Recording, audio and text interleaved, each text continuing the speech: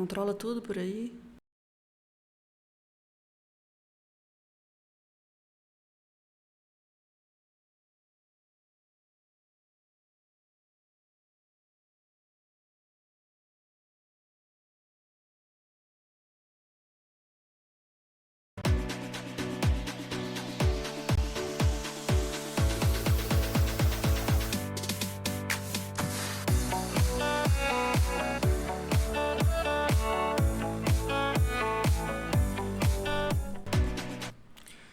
Senhoras e senhores, estamos começando mais um Papo a Mais, terça-feira, e vocês já sabem que é o dia do nosso encontro aqui.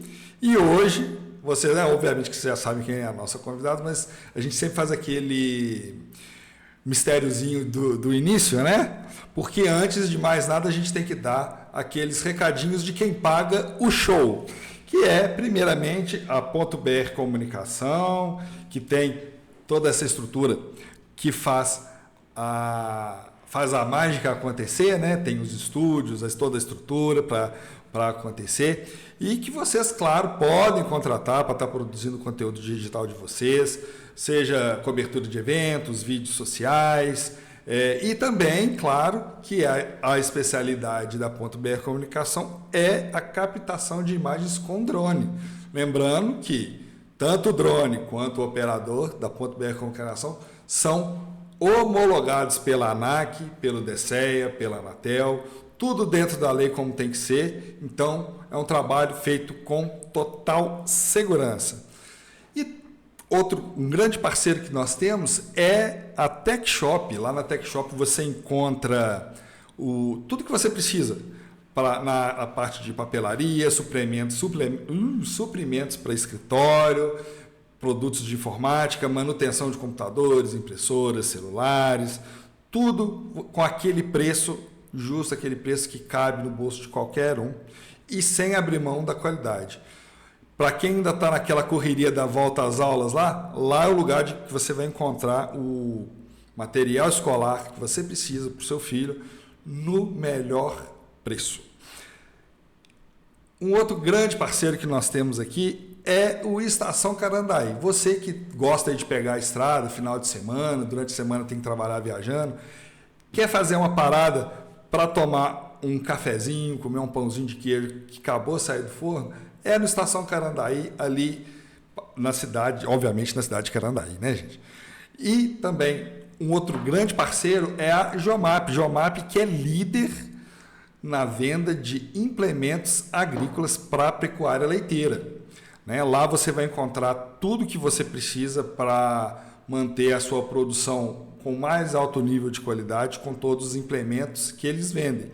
E mais importante que vender os implementos, eles têm uma assistência técnica 24 horas, 7 dias por semana.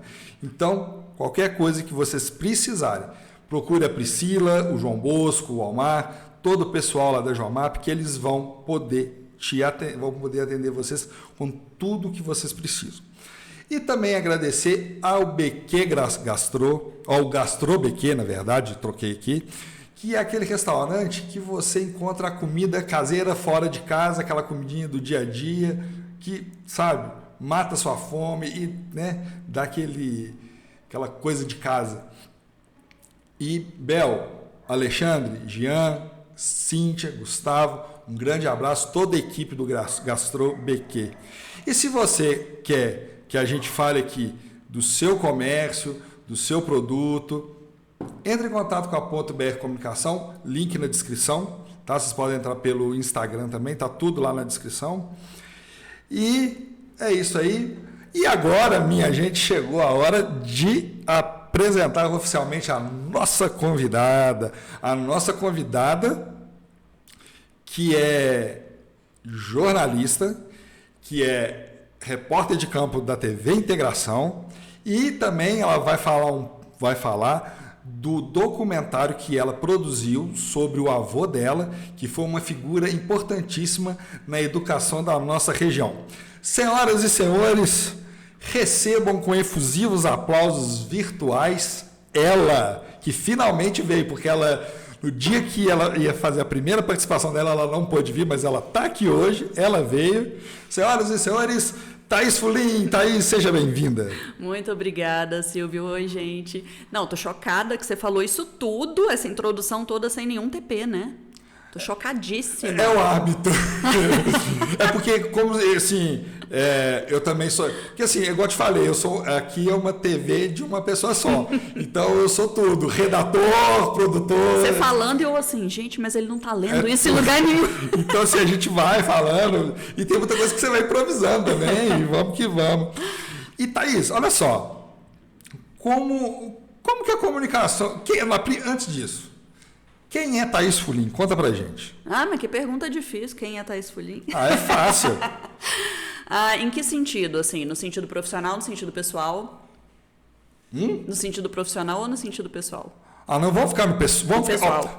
Fala um pouquinho do pessoal e um pouco do profissional. E vamos misturar um pouquinho as coisas. Vamos lá, Thaís Fulim. Tá, eu sou uma... Já fiz, né? Já fiz bagunça. Você não me distrai, não, Silvio. Já tá difícil falar de mim, não me distrai, não. Mas eu era uma menina muito tímida, eu era uma criança muito fechada, que andava com o cabelo no rosto e que a mãe colocou na terapia aos 10 anos de idade e virei simplesmente uma cara de pau, assim. Eu simplesmente descobri que eu não era tímida coisa nenhuma e que eu só estava precisando dar uma desinibida mesmo, e depois da terapia eu desinibi e tal.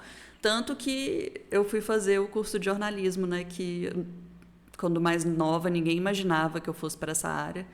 E aí eu fui para essa área e fui me desafiando, sempre me desafiando, e cheguei nessa parte da comunicação, me descobri apaixonada pela comunicação. E como foi, assim...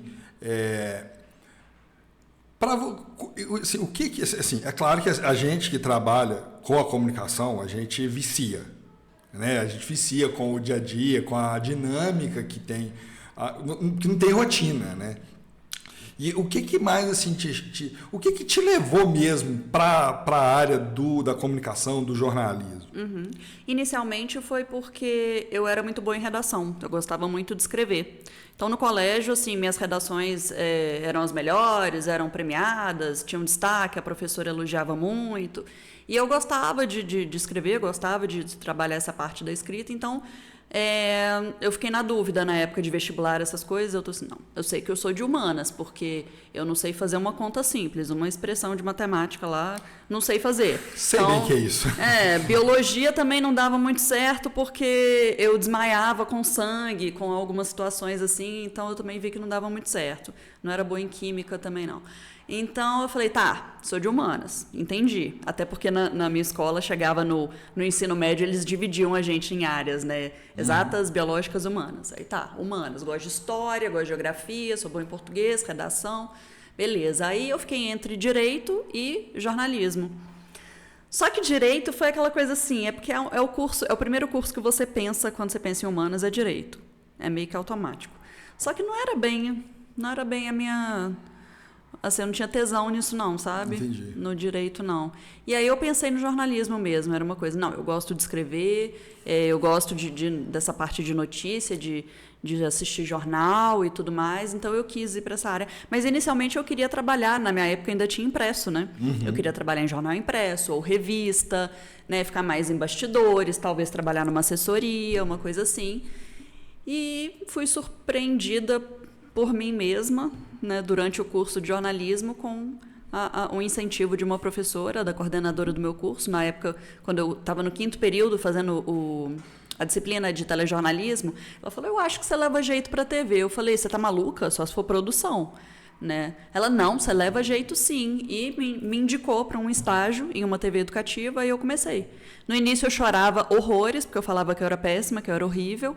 Aí, à medida que eu fui evoluindo, fui me desenvolvendo, fui empolgando, aí eu gostei, viciei, igual você falou, vicia. Essa falta de rotina, esse negócio de ir para a rua e conversar com muita gente você e estar sempre bem... Você não sabe o que vai acontecer. Nunca sabe o que vai acontecer. Então, assim, você bater papo com os outros, eu gostei disso, né? Fui de uma menina extremamente tímida para uma menina de rua, como diria um ex-patrão meu, um ex-chefe meu. Ele falava isso, você não serve para ficar em escritório, sentada na frente do computador. você é menina de rua. E aí eu fui de uma menina extremamente tímida para uma menina de rua que gosta de conversar com todo mundo, que gosta de se comunicar. E é isso. É porque, assim, às vezes a gente... Quando eu te convidei, você estava entrando numa externa, né? Você estava gravando uma externa para coisa. E você falando, é engraçado. Eu comecei a minha vida acadêmica fazendo ciência da computação. Mas, tipo assim, exatas extremos, né? E depois de 3 períodos, eu fui para comunicação social. Aí eu fiz todo um processo. Esse processo que você passou. Eu falei assim, não, eu sou de humanas, eu tô totalmente... Eu era um alienígena. Gente, o que eu estou fazendo aqui, né? Mas aí eu entrei na comunicação e ali... Só que eu entrei na comunicação pela publicidade e propaganda, não pelo jornalismo, né? E assim, Thaís, a gente, né, falou aqui questão de rotina e tudo. Como que é hoje, assim, por exemplo, você, apesar de não ter uma rotina propriamente, se você tem ali uma escala, uma coisa assim, como que funciona essa escala, assim? Eu tenho... Seu processo diário, vamos colocar assim. A gente tem uma grade lá na TV que já tem a programação assim, da semana, de qual repórter vai fazer qual assunto, enfim. E aí, sempre no dia anterior, eu recebo as minhas pautas, né, que eu vou fazer no dia seguinte. Então, por exemplo, se eu entrar no meu e-mail agora, né, ou no sistema lá da TV, que a gente tem um sistema lá online...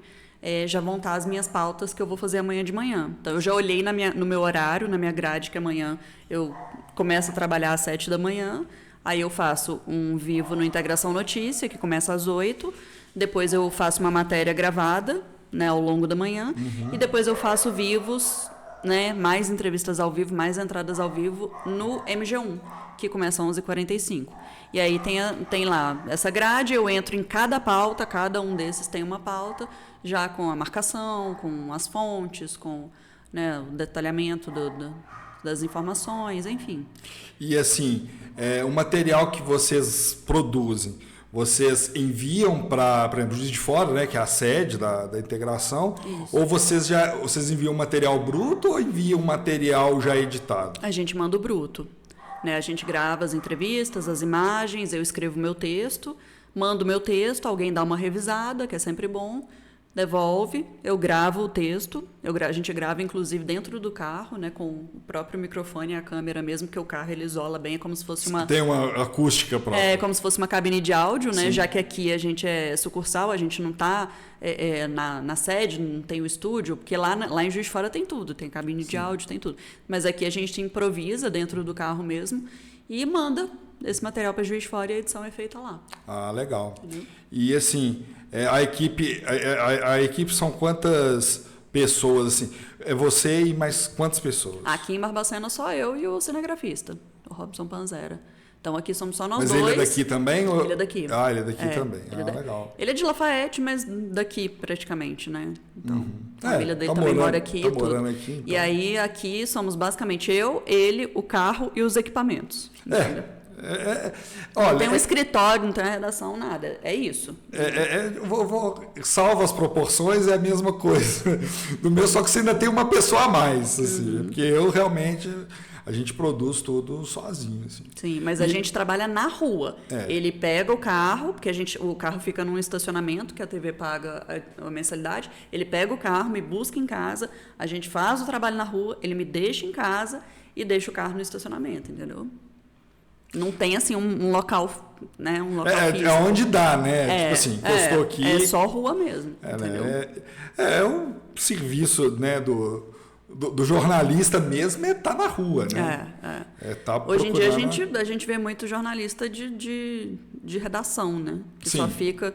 Né, às vezes parece que tem jornalista que tem preguiça de ir até o local, né? Que fica só na frente do computador e... Aí não vale. Porque a gente tem que viver a notícia. A notícia, viver a rua, né? Conversar com as pessoas. Sim. E, assim, quais que foram os principais assim, desafios assim, que você... Porque, assim, já tem quanto tempo que você está na integração? Na TV Integração tem 5 anos e pouco. completou 5 anos em setembro de 2024. E antes você estava em algum outro veículo assim, de comunicação? Não. Antes da TB Integração, eu estava com a minha própria agência, Caps Lock, que eu abri uma agência de marketing digital. Cheguei a ter 15 clientes ao mesmo tempo aqui em Barbacena. Acho que eu lembro dessa agência. Caps Lock Marketing Digital. Tava dando bastante certo. Eu tava até com...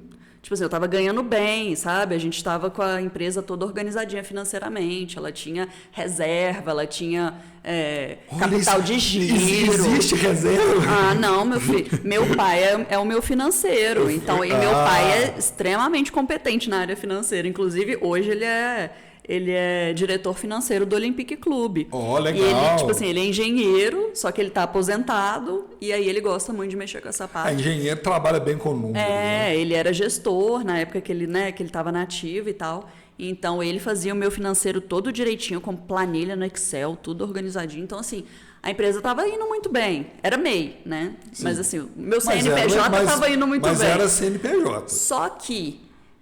até uma coisa que eu estava falando com você antes da gente entrar ao vivo aqui, né? Que o que não estava dando certo era a instabilidade de ser MEI, porque é aquela coisa de, às vezes, um cliente sai, outro entra, então, às vezes, dá uma variada no seu Prolabore, e aquela insegurança de, ai, meu Deus, se saiu um, eu tenho que repor. Essa insegurança, que é comum de quem é autônomo, não estava dando certo com a minha ansiedade. Então, eu falei... Você é muito ansiosa? Sou muito ansiosa. Muito ansiosa. Eu sou diagnosticada com transtorno de ansiedade generalizado. Então, é aquela ansiedade por nada. Do Neida. Motivos nenhum. Por motivo nenhum, eu estou ansiosa. Aquele momento esotérico. Qual que é o seu signo? Áries. A Ariana é meio assim, né? Esquentada, estressada. Abril? Sou estressada. 1º de abril. Eu tenho uma prima que é 1º de abril também. 1º de abril, dia da mentira, adoro. Ai. Não adoro mentira, adoro fazer no dia da mentira. Então tá bom. Adoro fazer no dia da mentira porque ninguém esquece. Agora, eu sou o oposto disso, porque eu sou sincerona, sou extremamente sincera, então mentira comigo não dá certo. Se eu tento falar uma mentira, a minha expressão entrega. Uhum. Geralmente é assim, né? Geralmente funciona dessa forma. Mas a Ariana super estressada, brava, sem paciência, sem tempo, irmão, sabe? É bem isso. Aceleradíssima. E no dia a dia, assim, como é que é a Thaís no dia a dia? Desse jeito. É mesmo? Desse jeito. Aceleradíssima, ligada. Tipo assim, pra ontem. Tudo pra ontem. Se a pessoa é lenta, meio lerda, eu fico estressada, entendeu? Eu sou bem assim mesmo. Eu tenho que tentar o tempo todo me desacelerar, me desestressar, sabe? Porque a ansiedade bate forte, bate forte. E assim, na vida familiar deve ser uma beleza também. Na vida familiar é o seguinte, quando eu tô bem-humorada, tô lá conversando com todo mundo, fazendo piada, né? Enfim, mas quando eu chego do trabalho estressada, às vezes eu chego da rua, às vezes eu conversei muito na rua, ou estressei muito na rua, ou até tive uma certa crise de ansiedade, porque o meu trabalho é meio gatilho para ansiedade. Então, eu chego em casa, se eu chego em casa de cara fechada, entro pro quarto, fecho a porta... Todo mundo já sabe que... Não tô boa para papo. Minha Entendi. Bateria social acabou, entendeu? Mas, assim, no início, isso gerava um pouco de estresse em casa, porque reclamavam, mas agora já acostumaram, já sabem que eu sou assim. Minha mãe, às vezes, não respeita muito, não, sabe? Minha mãe é daquelas que a porta pode estar fechada, ela vai entrar no quarto mesmo assim, e eu que lide com isso, entendeu? Mas acho que é tipo de mãe, né? Dá certo. Mãe é mãe. A gente se entende. Mãe é tudo assim, né? É complicado. Assim que você fala o negócio, questão de chegar em casa estressado. Uhum. Isso é o que... É o que eu acho que tá pegando para todo mundo. Não, parece que tem um encosto aqui em cima, você chega às vezes em casa daquele jeito, assim, carregada. E o problema é quando você chega e as pessoas começam. Tem que fazer isso, tem que fazer aquilo. Fala não. Não fez isso, não sei o quê. Não tem coisa pior pro ansioso. Porque assim, o ansioso, eu já tô com tudo aqui. Eu sei tudo que eu tenho que fazer. Eu já sou autocrítica o suficiente, eu já me cobro o suficiente. Então, se a pessoa fica falando isso comigo... Eu fico estressada, minha ansiedade piora e eu vou estourar com a pessoa. Eu acho que a gente deve ter sido gêmeo em alguma... Porque Você é assim também? Sim. Qual que é o seu signo? Aquário. Aquariano é diferentão, é estressado também. Minha mãe é aquariana. Ah, é de quando? A minha mãe é 6 de fevereiro, fez agora há pouco. Eu sou 23 de janeiro. Mas assim, eu não ligo muito de signo, não. Mas assim, eu vejo que tem muita, igual fala assim, que a aquariana é muito ligado em tecnologia. Então isso já deu, acho que você já deu para perceber que é meio essa vibe. Visionário, né? Gosta de estar à frente, então, tal, assim, inovar. Eu acho que a profissão de comunicação é a profissão do aquariano, assim. Tudo a ver. Porque é onde a gente tem condição de expandir. Porque é uma área que não tem... Tatá, minha amiga aquariana, Tatá do programa da Tatá. A gente faz, acho que ela faz dia 24. A Tatá faz aniversário dia 24, um dia depois do meu aniversário. Aí, E é super comunicadora. Pessoa fantástica. E ela e o Leandro vão estar aqui muito em breve, assim. Ah, é? Já marcou com eles? Não, assim, ela vai... Depois do carnaval, Silvio. Vamos marcar. Por exemplo, é porque agora ela tá apertadíssima. Ela tá organizando o bloco da onça agora. Mas quando ela não tá apertadíssima?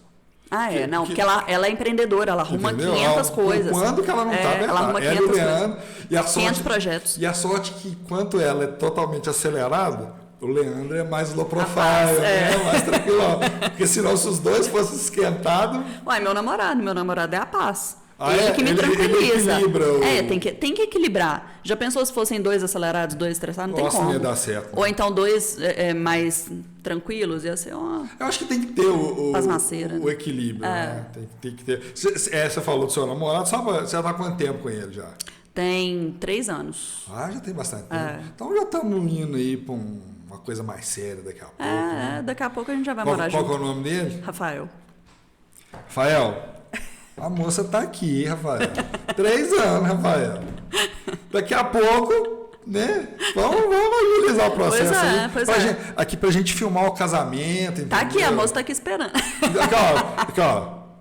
Ela não pediu pra falar isso, mas assim, poxa, né? Eu acho que passou de 1 ano e meio, 2, já tá na hora do negócio meio que andar. Rafael, fica só a dica.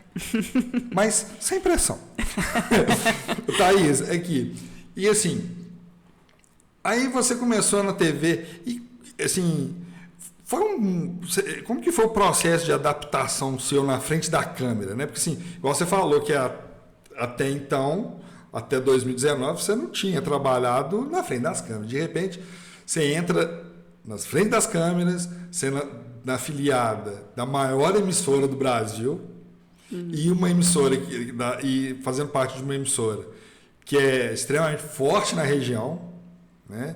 Como é que a ansiedade bateu aí nesse sentido, ou não bateu? Então, na verdade, para explicar isso, eu preciso voltar lá atrás, porque essa não é a minha primeira experiência em TV. Eu já tenho 2012 para cá, não sei fazer conta não sou de exato. São 13 anos. 13 anos, então, desde a minha primeira experiência em TV. Não digo que eu tenho 13 anos de experiência em TV, porque nesse meio tempo eu saí e voltei algumas vezes. Mas assim, vamos pegar assim, uns 10 anos de experiência em TV. Então, assim, minha primeira experiência, como eu disse, foi durante a faculdade, que eu comecei um estágio numa TV educativa lá em Fabriciano. E aí eu fiz estágio, depois eu fui contratada lá, fiquei um ano e pouco nessa TV lá. Aí depois de lá eu fui para Hit TV, não sei se você conhece. Hit TV, sim, é evangélica, não é? É, do missionário R.R. Soares. É. Sim. Então, eu vi, na época eu estava no Cato, aquele negócio de emprego, né? Nem sei se acho que existe ainda. Eu pagava o Cato, porque, né, enfim. Aí depois da TV Uni, que foi essa primeira, eu fui para uma agência de publicidade, trabalhar com marketing digital, que inclusive estava começando na época, era 2013. Ainda era um pouco novidade esse negócio de marketing digital. Mas eu queria estar lá na novidade. Aí tem que estar à frente, né? Durei 8 meses só na agência. 8 meses. Aí pedi demissão. Aí quando eu fui pedir demissão, esse chefe meu que falou, eu já sabia que você não ia durar, porque você é menina de rua, você não é menina de ficar em escritório. Eu, beleza, então tá, sou menina de rua, deixa eu caçar emprego aqui em rua. Aí na Cato consegui essa oportunidade na Hit TV, que era um programa rural, chama Revista do Campo. E aí era para trabalhar em Belo Horizonte, porque o Revista do Campo, a sede dele é em São Paulo, em Ribeirão Preto, e ele é nacional, na verdade é internacional, né? Porque a Hit é internacional. Sim. E aí o Revista do Campo, ele tinha sede em 7 estados do país, eram 7 praças, além da sede em Ribeirão Preto. Uma das praças era Minas Gerais, Belo Horizonte. E aí eu fui para ser jornalista-chefe. Ou seja, eu era repórter, eu era editora de texto, eu era a chefe mesmo, né, que eu administrava a equipe, e eu era a minha produtora também. Então, eu tinha que produzir as matérias que eu ia fazer, e gravar, voltar, editar o texto e ainda fazer a parte de gestão, sabe, da equipe. Aí na minha equipe tinha uma auxiliar administrativa que eu contratei, porque eu falei, eu preciso de uma auxiliar administrativa para me ajudar nessa parte de papelada, de burocracia, porque era muita coisa para resolver. Tinha um motorista, um cinegrafista e uma editora de imagem. E aí eu gerenciava essa galera. E eu tinha 24 anos, eu era muito nova. E eu nunca tinha... Não, você é ainda muito nova. Mas, enfim, agora eu tô com 34, né? Oh. Mas na época eu nunca tinha, né, pegado um cargo de chefe, gerenciado nada. Foi um mega desafio, mas foi muito bom, foi muito foda. Foi muito bacana. E aí fiquei 1 ano, só que me descabelei toda, me estressei, aí que a minha ansiedade explodiu, né, nessa época. Foi mais essa experiência em TV. Depois de lá, voltei pro Vale do Aço, que eu sou de lá, né, Fabriciano, Timóteo, Ipatinga, tudo junto ali. Aí lá eu consegui a oportunidade na InterTV dos Vales, que é a afiliada da Globo, lá de Fabriciano e Ipatinga, lá do Vale do Aço. Então lá eu fiquei 2 anos, 3 anos... 2 ou 3 anos que eu fiquei na InterTV, mais ou menos. Depois que eu saí de lá, vim para Barbacena. Meus pais estavam morando aqui, porque meu pai aposentou, saiu de Timóteo, veio para cá, que eles são daqui. Vim atrás dos meus pais, comecei a trabalhar aqui na Unipac, no setor de marketing. Depois abri a Caps Lock, saí da Unipac e fiquei só na Caps Lock. E aí, enquanto eu estava na Caps Lock, eu fiquei sabendo dessa oportunidade na TV Integração, que eu já conheci, já tinha contato lá, até porque eu já tinha trabalhado numa afiliada da Globo lá em Ipatinga, né? Então a gente tem contato entre as afiliadas. E aí liguei para a chefe da TV Integração, porque aí quando eu soube que tinha vaga aqui na TV Integração, eu já estava um tempo sem trabalhar em TV. Aí o meu coração bateu mais forte, né? Porque bichinho. Sabe aquela coisa de tipo assim, não volto mais para TV, passei muita raiva, volto para TV. Não vou trabalhar mais em TV. Aí quando eu soube da vaga, o coração... Falei, ai, então, que vontade. Aí eu não aguentei, porque é viciante, cara, é absurdo. E aí me deu muita vontade, eu gosto muito. E ainda tinha aquela questão de eu ficar muito ansiosa com né, o MEI. Eu falei, nossa, uma carteirinha assinada em um CLT, férias, 13º, é bom, né? Isso seduz, né? É bom, né? E assim, foram vários fatores que me fizeram, né, ir para a TV Integração. Fui lá, fiz entrevista, tal, conversei, comecei. E aí você perguntou como que foi essa experiência de ficar na frente das câmeras. A primeira experiência lá na TV Uni, lá atrás, quando eu tinha 22 anos, né, inicialmente eu era péssima, eu era horrível, eu parecia um robô na frente da câmera. Péssima mesmo, muito ruim mesmo. Né? Eu devo ter vídeo antigo aqui para te mostrar, depois eu te mostro. Mas assim, eu chorava. Eu ia assistir em casa, depois eu chorava com a minha mãe. Eu sou muito ruim, eu sou péssima. Aí, à medida que eu fui melhorando, fui evoluindo, fui empolgando, aí a gente vai viciando e tal. Tá, beleza. TV Uni era só gravado, não tinha ao vivo. Quando eu fui para a HIT, também era só gravado, não tinha ao vivo. Minha primeira experiência ao vivo foi na InterTV. Aí lá já...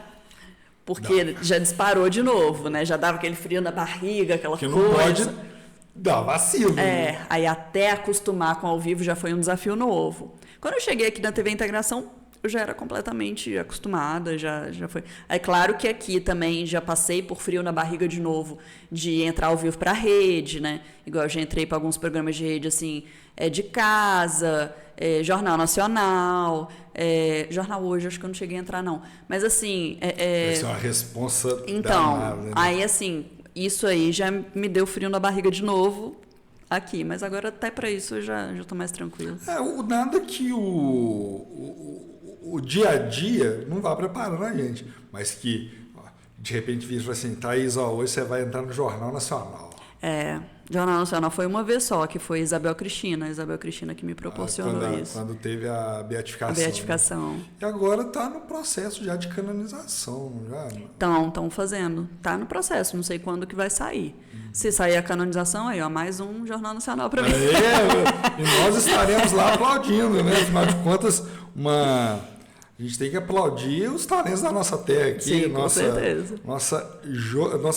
Vou colocar repórter, mas não como uma coisa diminuta. Mas é porque assim, você é uma repórter de campo. Você tá ali no coisa. Então, nada mais... como que fala? Fugiu.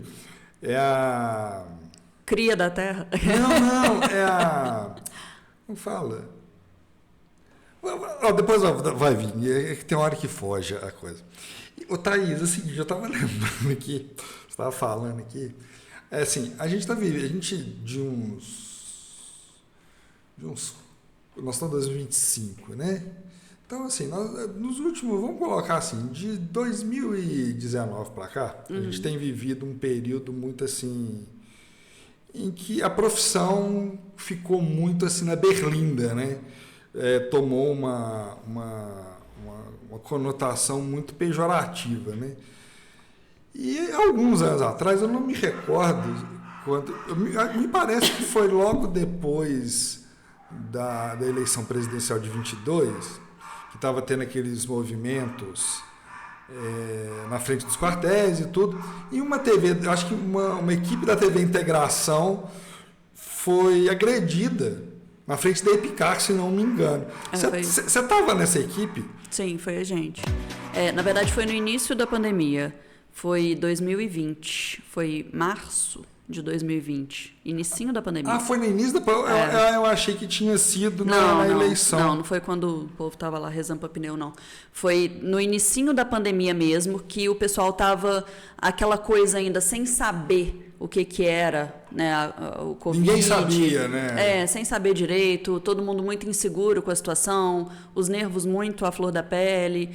E assim, tinha gente que ainda falava que era mentira, que não estava rolando pandemia nenhuma, e culpavam a Globo, falava que a Globo tinha inventado a pandemia, aquela coisa toda, né? Aí o Fica em Casa, que estava deixando muita gente, principalmente empresários, estavam muito putos com essa situação, né, do Fica em Casa, eles estavam tendo prejuízo, enfim. Então foi uma época muito tensa mesmo para todo mundo, muito complicada. E aí a gente estava fazendo uma matéria, né, a gente estava fazendo uma matéria sobre a Epicar, porque tinha um surto de Covid dentro da Epicar. Foi assim, bem no início mesmo, né? Os alunos, né? Um aluno pegou e todo mundo pegou, enfim, e lá eles ficam internos lá, né? Então, muito fácil um passar para o outro. Um ambiente até propício, né? Para proliferação. Lógico que isso ia acontecer, né? Se não mandasse os meninos para casa, lógico que isso ia acontecer. Então, assim, e aconteceu. E a aeronáutica confirmou que teve o surto. Então, a gente tinha informação oficial da própria aeronáutica, né? A gente nunca tira informação do sovaco, né? Eu sempre falo isso, tirar informação do sovaco. A gente sempre tem fonte, a gente, né, vai atrás de fonte oficial e tudo, e a gente tinha essa fonte oficial, essa confirmação. Mas, enfim, a gente estava gravando em frente à Epicar porque a gente estava fazendo imagens ali da fachada da Epicar falando sobre esse assunto. Eu já tinha entrado ao vivo, já tinha gravado a minha passagem para a matéria gravada, e aí o meu cinegrafista eu estava dentro do carro escrevendo meu texto, porque eu faço a minha parte, entro para o carro e fico lá escrevendo meu texto no celular. E aí o meu cinegrafista estava do lado de fora fazendo umas imagens da fachada da Epicar para poder complementar a matéria gravada. Quando chegou, né, passou esse cara de carro, começou a xingar, enfim, aí desceu do carro, aquela confusão toda. E aí eu que filmei, eu que estava, né, na hora eu ouvi que estava uma gritaria, desci do carro, na hora que eu desci do carro e olhei, eles já estavam naquela confusão, né? O cara batendo no Panzera. E aí eu na minha reação era o Panzera que está com você até hoje. Até hoje. A minha reação foi pegar o celular e começar a filmar. Que era o que eu podia fazer, né? Nossa, deve ter sido assim, no mínimo surreal. Não, né? E eu filmando e atravessando a rua sem olhar direito, filmando. Na hora que acabou, que ele foi embora, eu achei que eu estava calma, porque até a minha voz na filmagem parecia que eu estava calma. Porque eu acho que no momento da ação, eu fico calma. Mas depois que passa, aí bate a ansiedade. Eu olhei, minha mão estava assim, ó. Aí eu comecei a querer chorar, mas na hora que já tinha passado, que eu fui ligar para a polícia e que o Panzera me mostrou que o dedo dele tinha, enfim, deslocado, estava todo danado, que ele tinha acertado o tripé no dedo dele. Na hora que eu tava filmando, eu não vi. Mas então, assim, muito tenso. A câmera em si não chegou a danificar, não, né? A câmera deu PT. Nossa Senhora. Porque ele chegou a chutar a câmera. Que é né? isso? Jogar no chão e depois chutar. Então a câmera deu PT, já era. O tripé deu para consertar, até porque é um troço muito mais forte. reforçado. É reforçado. Aí deu para consertar, mas a câmera foi. Não, é porque assim, E o Panzera tem o dedo torto até hoje, tá? ele tá com o dedo com sequela, né? E ainda bem que acertou o dedo, tá? Porque era para ter sido na cabeça. Mas Porque se ele acertasse- pegou o tripé e o tripé é pesadão. Ele pegou o tripé e fez assim, ó. E aí o Panzera foi com a mão. Se ele não tivesse ido com a mão, tinha ido na cabeça dele. Aí sabe-se lá o que tinha acontecido. Não é que, como diz, dos males o menor, né, nesse caso. Não, é assim, eu me lembro do fato, mas eu não lembro, assim, nem lembro quem que é a pessoa, na verdade, também, assim, mas assim, é porque A gente não esquece a cara dele. a gente, como, assim, nesse ponto, eu avaliei como das duas posições, né? Como uma pessoa e como um profissional da área. E assim, realmente, gente, vamos supor, vocês são profissionais que estão na Rede Globo. Mas vocês não são a Rede Globo, vocês não são... Vamos supor, na pior das hipóteses... É a mesma coisa que você agredir o frentista porque a gasolina tá cara. É exatamente isso. É isso. Sabe, assim... Ele falava que era mentira, era tudo mentira, que era invenção da Globo, era Globo lixo, Globo mentirosa. Era isso que ele falava. Tá, mas vamos supor, mesmo que fosse uma coisa inventada, vocês mesmo não tinham culpa de nada. Ele só estava fazendo nosso trabalho. Entendeu? E assim... E o nosso trabalho, ele, igual eu tô falando, ele tem métodos para ser feito, né? Não é feito de qualquer forma. Não é pelas coxas, não é? É porque, assim, o que acontece? A gente estuda para isso, né? Sim. São 4 anos, no caso, no meu caso, 6, né? Porque depois... Ainda complementou depois. E assim, porque assim, sabe uma coisa que eu noto? Assim, Detalhe, ele ainda ficou puto comigo depois, porque a gente foi para o posto policial para poder fazer o BO e tudo. Aí fomos eu e ele, porque o meu cinegrafista foi pro hospital. E aí eu que fiquei com essa barra aí, né? E aí a minha chefe o tempo todo em contato comigo. E minha chefe me pedindo, registra tudo. Faz foto, faz vídeo, de tudo. Para a gente poder passar depois. Isso orientada pela minha chefe. E eu continuei fazendo meu trabalho de jornalista. Eu estava ali também como uma vítima, não era tão vítima quanto o meu cinegrafista, mas estava ali também como uma vítima.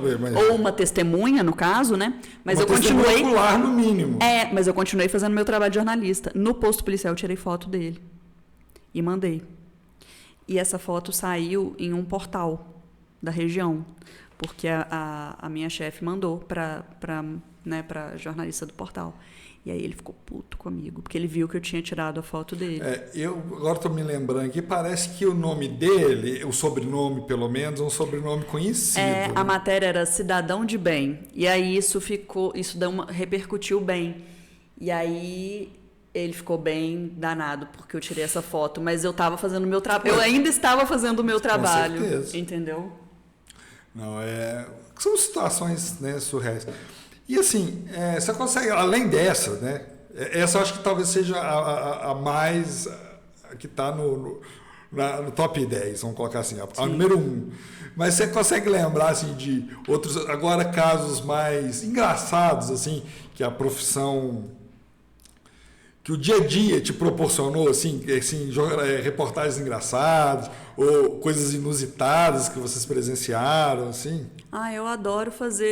Eu adoro vivo, porque eu gosto do descontraído. Eu sou muito do entretenimento, sabe? Da coisa mais contraída. Eu não gosto de coisa muito séria, não. Então, por exemplo, uma entrevista que parece besteira, assim, besta que eu fiz e que eu amei foi com o Patati Patatá. Tipo assim, que eu tava lá brincando com eles o tempo todo, a gente combinou, eu fiz uma entrada, eu fiz uma apresentação, a gente brincava e não sei o quê. Então, assim, eu cantei a musiquinha junto com eles, eu cantei tudo errado, porque, né, enfim, passei vergonha aí. Mas eu Faz gosto parte. dessas coisas. Eu fiz um vivo uma vez também com um circo, que um pessoal do circo, que aí tinha os palhaços, a gente fez brincadeira também, foi super descontraído, super legal. Eu gosto desse tipo de situação, desse tipo de coisa. Quanto mais besta, quanto mais engraçado, pra mim, eu acho melhor, assim. E aqui, Na InterTV eu entrevistei uma vez também os Barbichas, e aí a gente fez improviso, achei muito, sabe? Como é que ele chama? O Helder Rodrigues. do Melhores do Mundo. Isso, entrevistei ele também. O Jajá. Pra quem não conhece, é o Jajá. Entrevistei ele. Eu amei, assim, esse tipo de entrevista. Ainda mais que são comediantes, né? O Helder, os Barbichas. Amei. Eu gosto disso. E já vou dar um spoiler aqui. Semana que vem, na terça-feira, se não me engano, teremos um comediante aqui. Quem que vem? Não, agora é só acompanhando o canal Cidades em Cena que todo mundo vai saber quem que é. Mas, e aqui, você filmou, eu queria até te perguntar isso, porque isso deve ter sido, porque eu não tive a oportunidade de ir, né? Olha só, morando em Barbacena e não tive a oportunidade de ir. No Natal, no Sonho de Natal, da Prefeitura, né? Aliás, ô Du, vem cá conversar com a gente. Du não veio ainda não? Como? Ele não para. Então, o tempo todo, logo que você ele está num lugar, ele está no outro e não para. Mas fiquei sabendo recentemente que ele dorme 4 horas por noite. O homem não para. Ele não dorme? Para. Ele consegue dormir 4 horas por noite? Cochila, né? Cochila. Eu acho que assim, ele fica o tempo todo pilhado. Assim, e toda hora que eu encontro, não, eu vou lá. Esse aí é mais acelerado que eu. Não, eu acho que assim, tá para nascer. Não, mas o antigo prefeito de Carandaí, o Vaziquinho, ele compete com o do Igualdade. Os cara, mas quem é gestor público, ele tem que ficar, né, ligado em tudo, né? O tempo todo. Mas assim, voltando, que no Sonho de Natal, esse ano, no último Sonho de Natal, né, tivemos ali a pista de patinação no gelo. Amei fazer também. E eu vi que vocês foram lá fazer reportagem. Houveram tombos nessa gravação? Houve um tombo. Seu? Ele não foi registrado, eu acho que não. Giovanni, se você tiver essas imagens... Eu acho que não. Giovanni, eu quero essas imagens pra gente colocar, fazer um story, qualquer coisa dessa, pra mostrar para ela que foi. Foi um semi-tombo. Porque assim, eu fui sentar. E na hora de sentar, sabe quando você vai sentar e vai de uma vez? Não, mas isso classifica-se como tombo. É um semi-tombo. Não, é um tombo. Depois vamos ver as imagens. Cara, aquele troço é muito difícil. Quando eu era adolescente, jovenzinha, lá em Patinga, eu conseguia fazer aquilo. Agora, há 30 a mais, eu fico passando essa vergonha. O troço escorrega mais que quiabo. Mas deve ser mesmo. Nossa, é muito difícil, cara. É muito difícil. Porque assim, eu tenho um problema com equilíbrio, né? Porque assim, eu não sei andar de bicicleta. Para começo de história. Se você não anda nem de bicicleta, aquilo ali você não pode nem chegar perto. Não, eu ia lá só para ver. Porque para andar, esquece. Entendeu? Assim, eu não sei andar. Eu e minha mãe, a gente não sabe andar nem de bicicleta. Aliás, meu amor, beijão para você, mãezinha, tô morrendo de saudade. Já tem 15 dias que eu não vejo ela. Mas esse fim de semana eu vou te ver. Mas, Thaís, mas fora essa, vocês costumam fazer reportagens assim mais na zona rural, mais no interiorzão do interior? Gente, eu sei que ia falar aqui, nós moramos no interior, mas no interior assim, dessas costumam registrar algumas coisas lá. Você já viu algumas coisas engraçadas ou coisas assim que te chamaram a atenção? Cara, essa semana a gente foi em Rio Espera. Rio Espera. A gente faz muito rural, né? Matéria pro rural mesmo, pro MG Rural. E aí enfia em vários lugares aí, várias roças que eu amo enfiar no meio do mato, amo fazer rural, até porque eu trabalhei num programa rural, né, da HIT que eu te falei, que era o Revista do Campo. E aí, no Revista do Campo, eu morava em BH, eu tinha que cobrir Minas Gerais inteiro. Então, eu ficava viajando por cidades de Minas para poder fazer matéria rural. Inclusive, eu vim aqui muito para a região, porque aqui o primeiro setor é muito forte, né? Então, eu sempre fui muito em Carandaí para fazer morango, né, e tal. Então, assim, sempre gostei muito de rural e já fiz muito rural. Agora na TV Integração eu faço de vez em quando, mas aqui na TV Integração eu tenho que fazer todos os assuntos. Agora, interessante, foi até um assunto interessante, uma matéria interessante que eu fiz e que eu achei engraçado, um pouco engraçado também. Tá rolando uma polêmica lá, mas eu achei um pouco engraçado porque é muito coisa do interior mesmo, sabe? É muito típico interior de Minas, é suco de interior, eu amo isso, sabe? Eu amo isso. É o seguinte, a gente foi em Rio Espera. Por quê? O que está acontecendo lá? Uma polêmica tem a igreja, sempre tem, né? A pracinha, é o foco central. A pracinha com a igreja católica, do lado da prefeitura, tudo mais. Aí tem lá a pracinha principal, a igreja católica, e nessa igreja católica tem um relógio muito antigo. E é daqueles relógios que toca. Igual tinha aqui na Basílica de São José, que de 15 em 15 minutos ele toca o sino do relógio, né? O relógio vai lá, puxa o negócio, aí o martelinho toca os sinos. De 15 em 15 minutos, marcando direitinho hora e 15, 15 para hora. Hora e 15, hora e meia, 15 para hora, entendeu? Então, tinha isso lá. Só que um vizinho da igreja, que mora ali na pracinha, começou a reclamar que esse barulho do relógio atrapalhava muito ele, porque tocava até de madrugada. Toca de 15 em 15 minutos, religiosamente, até de madrugada. E aí esse vizinho, ele entrou na justiça, pedindo para o relógio não tocar, pelo menos de madrugada. Porque ele tinha neném recém-nascido, acordava o neném, estava causando transtorno, estava desobedecendo a lei do silêncio, né? E aí ele conseguiu uma liminar na justiça.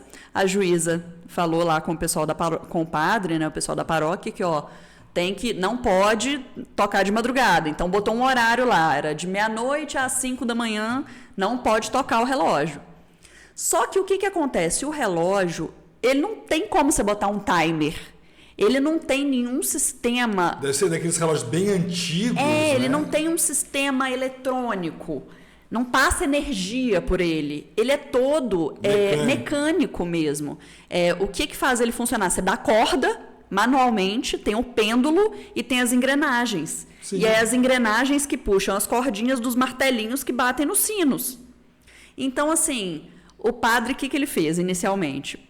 Falou para os meninos que trabalham lá, né, na paróquia, vocês vão desligar, vocês vão lá, meia-noite, vão desligar o relógio para ele não tocar de madrugada e depois tem que ligar de novo 5 horas da manhã. Só que aí quando os meninos iam ligar às 5 horas da manhã, o relógio tinha ficado parado.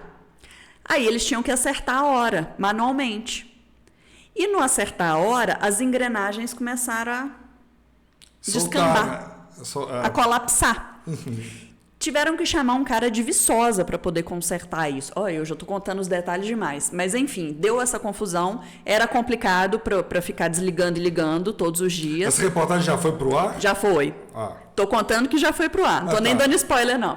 Então tá bom. Aí era complicado ficar desligando e ligando. Aí o padre ligou de novo.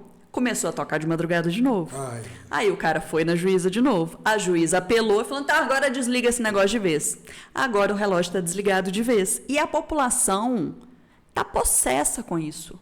A população quer que o relógio volte a funcionar. Eles estão fazendo abaixo-assinado para o relógio da igreja voltar a tocar. Porque eles estão sentindo falta do barulhinho do relógio de 15 em 15 minutos. Aí eu entrevistei várias pessoas que moram em volta ali da pracinha e que falaram que não se incomoda, que moram ali há mais de 50 anos, não se incomodam com esse barulho. E que, inclusive, estão sentindo falta. Por quê? Pelos toques do relógio, eles sabem que horas são. Eles ficam olhando a hora pelo relógio. Porque assim, é uma tradição. É tradição do local. É tradição. Assim. É tipo assim, eles falam, olha, quando toca o toque lá de 11 horas, a gente sabe que está na hora de sair para almoçar. Quando toca o toque tal, a gente sabe que está na hora de sair para trilha tal. Entendeu? Eles têm mais ou menos esse costume já. E eles estão fazendo um abaixo-assinado para voltar. Então eu achei muito interessante isso, que assim... são coisas que só vê no interior. Que você só vê no interior, igual aqui na Basílica tinha isso. Mas desligaram, não toca mais, porque a vizinhança reclamou e pronto, acabou. Mas lá eles querem que continue tocando, eles querem que volte, porque eles precisam desse barulhinho para saber as horas. Aí você fala, não, vai olhar no relógio, vai olhar no celular? Não, pode olhar, ok, mas eles querem saber pelo barulho do negócio, do relógio. É tradição, é cultural. Eu achei isso muito interessante, assim. E assim... E é uma cidade bem interior mesmo. A gente teve que passar por estrada de terra para chegar lá. Rispera, né? É. Então, eu tinha um professor que falava que... Gente, desculpa, era ele que falava, mas ele era de lá, então ele podia falar. Ele falava que mais feio que Rispera era só a foto de Rispera. Ah, mas lá não é feio, não. Eu não conheço, não, mas assim, eu pretendo ir lá um dia. Eu gostei. Ô, Thaís, assim, e uma outra coisa também que é tradição do nosso interiorzão de Minas Gerais, aliás, a tradição de Minas Gerais é a boa e velha comida mineira, né? Amo. E assim, né, nessas andanças você já deve ter experimentado cada coisa, uma mais assim, diferente da outra, né? Eu amo fazer matéria de queijo, porque a gente ganha queijo. É bom demais. Você gosta de queijo? Você é queijeira? Queijo Minas artesanal é o melhor do mundo. Não, e foi considerado. Não é porque eu sou mineira, não, mas Mas é porque nós somos mineiros, sim. Mas é o melhor. Não vem esse povo de Europa, vem queijo francês. Não, o Minas artesanal é o melhor. Você tá falando assim, tem até. Não sei se você conhece, mas tem um. Ele é um comediante, ele é de Recife, mas ele é casado com uma mineira. E ele mudou para Mineira, ele chama Paulo Araújo. E ele, assim, ele se amineirou. Né? Aí ele falou que assim que ele fez uma coisa. Você sabe como que você deixa um paulistano ou um paulista em pânico? É que você chega na padaria e fala assim: bom, tem pão de queijo? Porque eles brigam que o pão de queijo paulista não tem queijo, né? Que é aquele negócio só de maisena? É polvilho, maisena não, só polvilho. Eu já tive a oportunidade de experimentar. Mas assim, comida mineira é só o mineiro que sabe fazer. Não adianta, só o mineiro sabe fazer pão de queijo. E qual que é o seu... Tem algum prato preferido? Eu amo feijão tropeiro. Nossa, eu tava comentando isso esses dias, que a moça que trabalha lá em casa falou, nossa, eu vou fazer feijão tropeiro essa semana. Eu falei, nossa. Eu sou sem educação para comer feijão tropeiro. Mas é porque eu pensei em comida mineira, né? Pensando em comida mineira, feijão tropeiro. E tem até... Porque, assim, eu adoro... Assim, com ovão frito em cima, assim, gema mole. Eu adoro o stand-up. A comédia, o stand-up. E um outro comediante também que faz parceria com o Paulo Araújo, Estevan Gaipo, ele falou... mas o tropeiro é paulista, mas o mineiro melhorou. Tudo que o mineiro põe a mão melhora. Né? Se é paulista eu não sei, para mim é mineiro. Não. Porque tem tudo a ver. E assim, depois se você me permitir, eu vou te mandar uma receita que eu vi que eu tenho que fazer. Chama tropeiro no disco de arado. Primeiro você joga, olha só, eu já vou te deixar com fome. 1 quilo de bacon no disco de arado. Por quê? Você frita e aí você vai... Já fica aquele gostinho. Já vai fritando, vai separando o bacon, mas deixa a gordura. Fica o fundinho ali. Aí frita a linguiça. Aí depois você... Aí, no fim das contas, você joga tudo ali e faz a mistura. Acho que nem cachorro come um negócio desse, né? Você já comeu paella mineira? Ainda não, mas eu já, assim, só de falar eu já costumo. Porque tem a paella, né, que é o prato espanhol, com mas frutos do mar, é lógico que o mineiro inventou a paella mineira, que aí ao invés de frutos do mar tem a linguicinha, o bacon, nossa, é maravilhoso. Não tem como ser ruim, né? Não tem. E assim... Bom demais. Ainda usa caldinho de frango caipira. Nossa. Olha só, são 9 horas da noite. Pois ainda vou jantar. E eu sem janta ainda. E assim, mas eu costumo brincar, a gente às vezes senta para conversar e tal, eu falo assim, que Minas é um estado central, né? A gente fica no centro da região, sudeste, a gente fica rodeado por todo mundo. Então a gente pegou tudo que os estados tinham de bom, trouxe para cá e melhorou. Porque, gente... E o melhor povo é o povo mineiro. Com certeza. Sim. E assim, olha só. O nosso churrasco é o melhor. E aí o povo lá dos gaúchos... Não, eu não estou falando que o deles é ruim, o churrasco gaúcho. Mas o churrasco gaúcho, se você parar para pensar, ele é muito específico, ele é mais assim, costela, né, assados grandes. O nosso não, o nosso é a picanha. O nosso é a picanha, a panceta, panceta. Vários tipos de corte, né? A gente ainda faz um tropeiro de acompanhamento. Como se precisasse, né? Sobrou do churrasco, ainda vira um arroz de carreteira. Vira. Nossa senhora, bom demais. Não é? Amo. Eu, assim, adoro, porque eu sou essencialmente carnívoro. Então, falou que é carne, é comigo mesmo. Aí eu fico vendo, tem um vídeo que é de uma panceta pururuca. Só de falar já. Acho que é melhor nem entrar nesse. Acho que você está com fome. Eu não acho, não, tenho certeza. Tá isso. E assim, então quer dizer que assim, vocês devem ter várias aventuras gastronômicas nessas andanças de vocês. Assim, quando a gente chega numa roça e o povo chama para almoçar e aquela comidinha de fogão a lenha, nossa. E pior que assim, não pode sair porque senão é de seita, né? Nossa, e quando dá cachaçinha. Olha eu. Falei na cachaçinha, até bati no microfone. Nossa Senhora. E quando dá cachaçinha pra gente experimentar? Gente, isso aqui é, só para deixar claro, é água aqui dentro, tá? Nossa, não tem coisa melhor, não. A cachaçinha mineira também tem melhor, não. Que isso. Não, tudo de Minas é o melhor, né? Vamos ser bairrista. E, Thaís, você tem algum time de coração? Não tenho. Assim, hoje em dia, se for ver, eu torço pro Atlético, né? De São João del Rei, tá. Que é da nossa região. Meu pai e meu namorado torcem pro Cruzeiro, mas eu não acompanho jogo, entendeu? Eu tô achando que tá precisando mudar de time lá, hein? O trem tá feio. Quando começou a levar gol, eles pararam de assistir. Galo! Mas o Galo tem que ter pelo menos uma alegria, né? De vez em quando. O Cruzeiro não tá dando muita alegria, não. Tá meio difícil. Então, assim, mas você não é muito ligada, assim? Não sou muito ligada. Mas, assim, você gosta de assistir, assim, competições esportivas, Copa do Mundo? Gosto. Como que fala? Quando é jogo do Brasil, aí eu gosto. Olimpíadas, adoro. Copa do Mundo, adoro. Aí eu acompanho. Que legal. Mesmo porque tá no meio, acaba que você tem que estar... A gente se empolga, né? A gente acaba envolvido ali. E é muito bacana. São eventos mundiais muito legais de acompanhar, assim. É uma integração mundial muito legal. Eu perdi um pouco, assim, desde 2006, da Copa de 2006, que foi na Alemanha. Eu dei uma...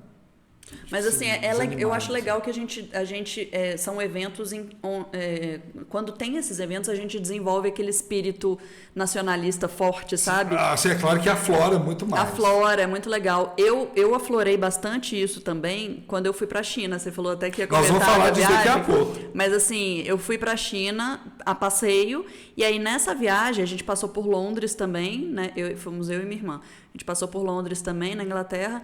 E aí, assim, no início curtindo, tudo muito legal, muito diferente. Chegou num ponto que eu já estava assim, nossa, mas isso no Brasil é bem melhor.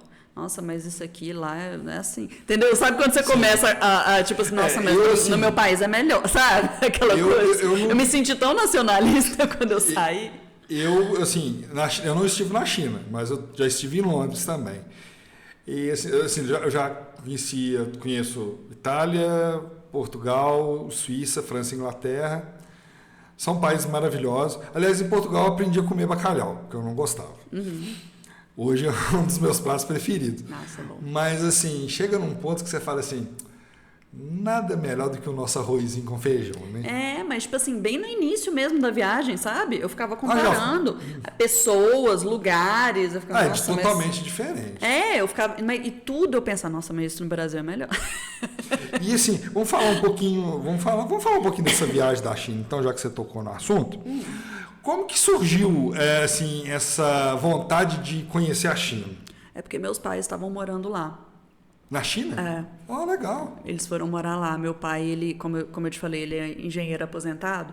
Ele trabalhava na Peram, que foi a Cesita, lá em Timóteo. Sim. É uma siderúrgica que produz aço inox. Então, ele trabalhou 30 anos lá, se aposentou. E aí, veio para Barbacena, estava aqui, vivendo, aposentado, de boas. Aí, 6 anos que ele estava aposentado, recebeu essa proposta. O pessoal que já conhecia ele da área, o pessoal que inclusive tinha trabalhado com ele lá em Timóteo, entrou em contato com ele, a gente está num projeto aqui na China de implantação de uma siderúrgica. E convidaram ele para trabalhar nesse projeto. E aí ele topou. Aí ele, na verdade, assim, né, teve toda uma conversa e tal, comigo, com a minha irmã, com a minha mãe, e ele falou, se a sua mãe topar, eu vou.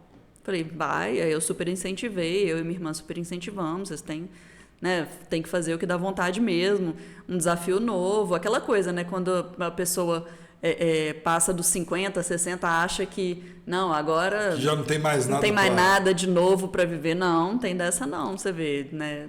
Eles tiveram esse desafio. Eu achei muito legal, muito interessante. E era um sonho do meu pai, né? Ter uma experiência profissional no exterior. Fora do Brasil. Porque ele já tinha viajado o mundo inteiro pela empresa. Né, ia para fazer treinamento, ia para algum projeto da empresa, aquela coisa de ir e voltar. Chegava a ficar até meses. Ficava em loco, né? Ele chegava a ficar meses fora. Né? Na época teve uma época que ele ficou meses no Japão. Então, assim, na China ele chegou a ficar também, mas dessa vez foi para morar mesmo, foi para trabalhar mesmo fora, entendeu? E aí ele foi, inicialmente a proposta era para ficar 3 anos, só que quando, né, completaram 2 anos, ele decidiu voltar, ele mesmo rescindiu o contrato, decidiu voltar por conta própria, porque a minha avó, mãe dele, estava doente, e aí ele quis voltar para ficar perto dela. E ainda bem que ele voltou, porque poucos meses depois ela faleceu. Então, assim, por motivos pessoais, ele quis voltar. Mas, enfim, aí quando eles estavam lá, no primeiro ano, eu e minha irmã fomos para poder visitar, né? Nas minhas férias, a gente foi para ficar 1 mês lá.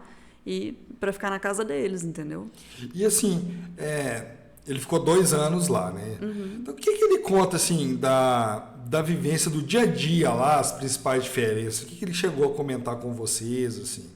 Tudo é diferente, né? Lá a cultura é completamente diferente. Não tem nem comparação. Não tem, até difícil falar alguma coisa que é igual, sabe? Quer que serve para você? Pode. É até difícil falar alguma coisa que é igual, porque é tudo muito diferente, né? No Oriente, a cultura é muito diferente. Então, o jeito do povo, a comida, a cultura, é tudo diferente. E aí, o que você come? Tipo assim, agora vamos falar especificamente assim, lá da China. Porque assim, a gente tem informações aqui, assim, come cachorro, come escorpião, come rato, o que vocês chegaram a experimentar coisas típicas lá da China, assim? O que você achou de mais diferente, assim? O que eu queria, o que eu estava fazendo, o que eu fiz muita questão de experimentar lá foi comida de rua. Porque, assim, você vai em restaurante, não tem nada diferente. Restaurante é, né, comida internacional e tal. Mas o negócio é a comida de rua. Essa comida mais típica, mais exótica que você vê é a comida de rua. É tipo de barraquinha, de festivais, você vai em algum local turístico e tem aquelas barraquinhas, sabe? E lá tem muito isso.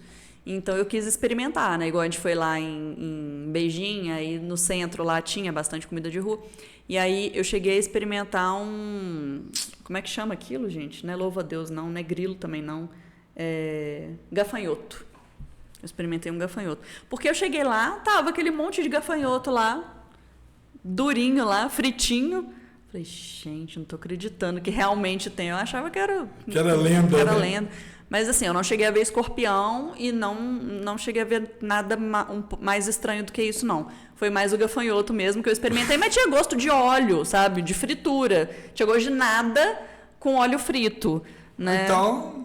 Aí era só aquela coisinha crocante, assim. Aí, pra te falar a verdade, não vale a pena, não. Aí, aqui, você chegou... Tinha muito cachorro e gato na rua lá? Tinha. Gato, principalmente. Na muralha. A muralha é cheia de gatinho. Nós vamos falar da muralha daqui a pouco. A muralha é cheia de gato lá. E eles vivem lá. E vocês lá, foram em Pequim, né? Igual você acabou de falar. Beijing, Pequim. Tá, gente? É a mesma coisa. E assim, porque assim, eu dei uma olhada no seu Instagram pra gente poder buscar assunto e tudo. E a gente vê que é uma exuberância, né? Assim, como que estar presente? Porque só quando a gente está presente. Cara, lá é tudo muito grande. Eu comentei isso, lá é tudo muito... não tem nada, sabe? Não sei nem explicar. é igual você falou, é tudo muito exuberante, é tudo muito rico. A riqueza lá. O vermelho é muito predominante na arquitetura, né? Aí já é da cultura mesmo, da bandeira deles e tal. O vermelho é a cor da China. Sim. Mas assim, é tudo muito grande, não tem nada. Eles não fazem nada meia boca. Entendeu? Tudo que eles fazem é muito grande. Entendi. Muito expressivo. A gente chegava nos locais lá para visitar uns locais turísticos, era tudo assim. Você ficava assim. Mas assim, não era nem...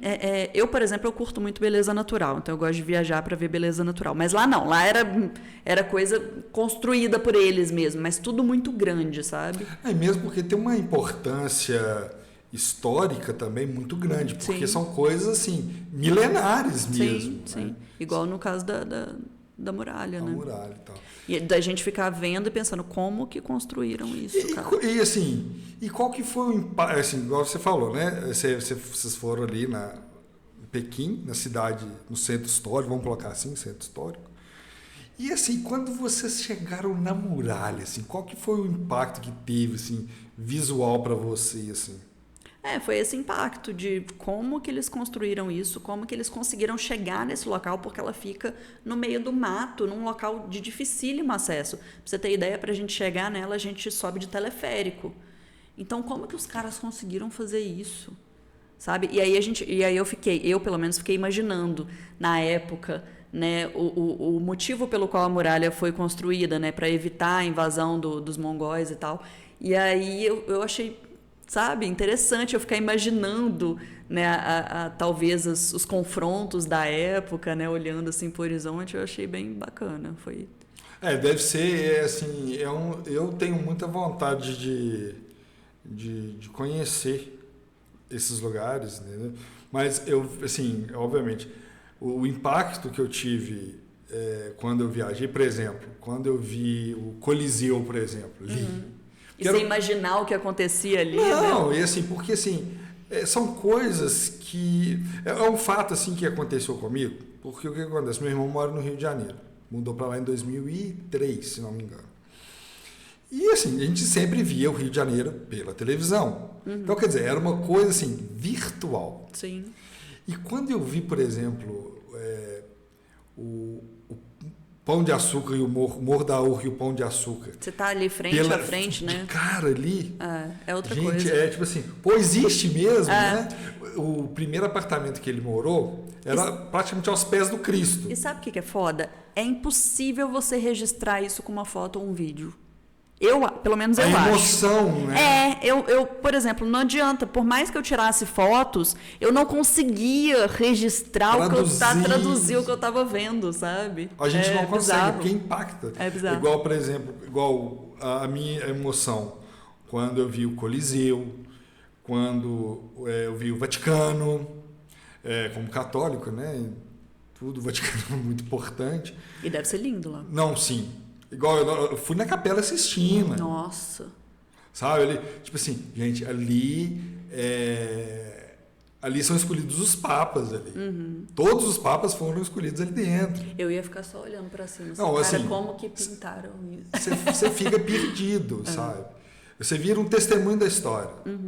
Tanto é que Roma é conhecida como uma cidade eterna. Né? E outro impacto também que eu tive, quando eu vi Torre Eiffel de perto, Notre Dame. Eu tive na porta e não entrei. Não sei porquê. Antes do incêndio. Foi antes do incêndio. Nossa. Todos esses lugares que eu passei são lugares que você vê assim, a importância que tem na história da humanidade, né? Então, assim, realmente a gente não consegue colocar, por mais bonito que seja a foto, por mais trabalhada, a gente não consegue passar. Não dá. Só uma coisa que a gente tenta traduzir com palavras. Né? E assim, se fosse para você escolher assim, dessa viagem na China, assim, um local preferido, você conseguiria escolher? A muralha. Com certeza. Já é o meu lugar sem eu ir lá. E assim, eu vi ela em 2 pontos diferentes, que foi em Beijing, que é o ponto mais turístico, E a gente foi na Cabeça do Dragão também, que fica numa outra cidade lá do interior, que é onde a muralha encontra o Oceano Pacífico. Deve ser show de bola. Então é lindo demais. Então, assim, esses dois pontos, tanto lá em Beijing, na muralha em Beijing, quanto esse local, sabe? Onde ela encontra o oceano, né? A gente ali na praia, o oceano. Ai, não sei, foi muito lindo, assim. Aí deve imaginar assim, nossa, eu tô do outro lado do mundo. Eu queria chegar no Oceano Pacífico. Só que a minha tristeza é que tava muito frio, sabe? Tava um vento gelado. Mas eu fui lá e botei meu pé na água. Chegou no Pacífico. Não, minha irmã e minha mãe não deram conta. Só eu e meu pai que chegamos lá, na beirada da água mesmo, porque elas não deram conta, porque estava muito frio. E a gente não foi preparado para esse frio, porque a gente achou que não ia estar tão frio. Então, a gente não foi de casacão nem nada. Então, assim, só eu e meu pai demos conta de chegar lá, assim, tremendo, mas eu fazia questão de chegar. Eu gosto de mar, eu gosto dessas coisas de praia. Eu tive, não no Pacífico, mas no Oceano Atlântico, eu tive a oportunidade de ir em Lisboa, lá no que eles chamam Padrão dos Descobrimentos, né, de onde as caravelas saíram para chegar aqui no Brasil, essas caravelas de Vasco da Gama, tanto é que lá o monumento que tem é monumento ao Vasco da Gama, né? Mas assim, realmente são poucas, a gente consegue entender a proporção da história quando a gente está num lugar desse. Sim. Né? Porque você fala assim, nossa, essas pedras são literalmente testemunhas da história. Né? E assim, hoje você é uma pessoa que obviamente gosta de viajar, né? Gosto. Você tem assim alguns lugares assim que você quer conhecer e tudo? E muitos, porque assim, eu conheci pouquíssima coisa, né, até hoje. Você vê que eu saí do país foi só para Argentina e China. A Argentina já tem os bons vinhos lá, tem uns muito bons vinhos. Então, assim, tem muito país que eu quero conhecer ainda. Igual eu te falei, no caso, na Europa eu gostaria de conhecer Portugal, Espanha e Itália. Até porque eu tenho descendência, né, portuguesa e italiana, né? A família da minha mãe é portuguesa, a família do meu pai é italiana, então tenho vontade de conhecer. Recomendo os dois para você. Tenho muita vontade de... Eu sou muito de praia, eu sou muito de belezas naturais. Então, assim, Caribe, sabe? Viajar aqui pela América Latina mesmo, que tem muitas belezas naturais. Ou então até ir para o lado ali do Vietnã, Tailândia. Tenho super vontade. Não sei, cara. Até o Nordeste do Brasil, que é maravilhoso. Porque, assim, eu já vou de novo puxar a sardinha pro Brasil. Eu acho que não tem beleza natural igual no Brasil, cara. Acho que de beleza natural a gente ganha de todos os lugares. Nós somos, eu acho que o Brasil, assim, tudo de bom tem aqui. Sim. Assim, porque, assim, então a gente tem que apreciar primeiro o que tem aqui, né? Sim, porque nós somos um caldeirão. Então, assim, por mais, assim, coisas trágicas que originaram o povo brasileiro, mas o povo brasileiro soube fazer disso um ponto positivo, transformar isso numa coisa positiva, né? Então, assim, eu acho que nós temos a melhor música, a melhor comida, sendo a mineira, a melhor praias, nem se fala, o povo nem se fala. Então, eu ainda quero conhecer Pantanal, Amazônia, né? Ali em Tocantins, como é que chama? Jalapão. Nordeste até hoje eu só fui na Bahia, mas eu tô com viagem marcada agora para as minhas férias, eu vou para Alagoas. A gente vai para Japaratinga. Então já vai ser um lugar novo que eu vou conhecer. Vai colocando no mapa. Mas assim, Nordeste eu tinha vontade de conhecer ele tudo. De cabo a rabo. E tem uma amiga minha, que né, um casal de amigos meus que estão morando em Boa Vista, Roraima. E aí eles têm ido muito em Manaus. Então conhecer ali o Norte eu também gostaria bastante, sabe? Eu pretendo descobrir se o Acre realmente existe. Belém, tenho vontade também. O Acre também conheceria super. O Acre.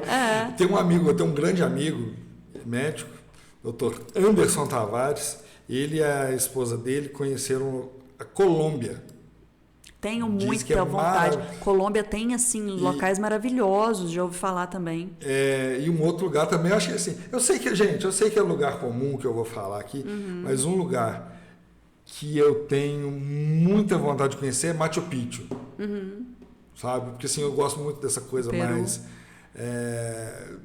Histórica mesmo. Né? histórica, mas assim, que tem aquela mística de... Será que tem coisas alienígenas ali? Sim. Entendeu? Eu fico pensando na época, né, Como que foi dos povos construído originários aquilo ali? mesmo, de como que aquilo foi construído e tal. Eu acho essa parte bem, bem interessante. E eu quero... Calma, nós vamos conseguir sem ansiedade, um passo cada vez. Né? É tanta coisa para conhecer, eu acho que eu não tenho vida suficiente para conhecer tudo que eu queria. Tem, você tá novinha, você é novinha ainda. Eu que já passei, eu que já tô chegando no cabo da Boa Esperança aqui, que tem que dar uma acelerada. Ô Thaís, é o seguinte, você falou aí, né, da sua origem e tudo, né, que você tem uma origem materna portuguesa, paterna italiana, e agora a gente vai focar um pouco em um outro aspecto da sua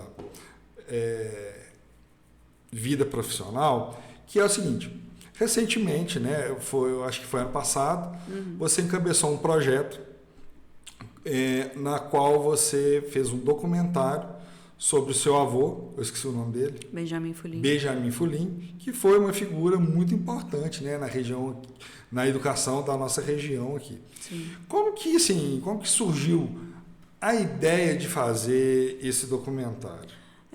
Eu trabalhando na TV Integração, né, andando aí pela rua, todos os dias alguém me para, todos os dias até hoje, alguém me para e me pergunta: o que você é do professor Foullin? Porque vê o meu sobrenome, né, na TV. Thaís Foullin, o que você é do professor Foullin? E aí eu falo, sou neta, explico tudo.